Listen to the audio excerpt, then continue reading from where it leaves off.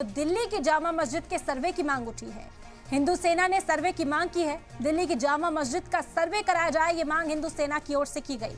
आपको बता दें कि हिंदू सेना के सदर विष्णु गुप्ता ने ये मांग की है। एएसआई को एक खत लिखा है और खत में औरंगजेब का भी जिक्र किया है। संभल बदायूं के बाद अब दिल्ली की जामा मस्जिद की मांग उठ रही है।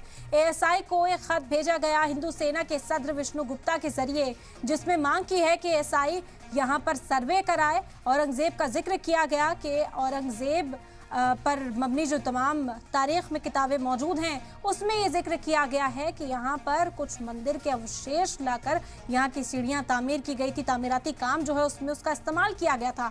इस तरह का तनाज़ा अब दिल्ली की जामा मस्जिद पर भी होता हुआ नजर आ रहा है। आपको बता दें कि हिंदू सेना के सदर विष्णु ने ये दावा किया है, जो अजमेर दरगाह में भी अर्जी दायर करने के लिए पहुंचे थे। अजमेर दरगाह के खिलाफ जो अर्जी दायर की है वो भी विष्णु गुप्ता के जरिए ही दायर की गई है।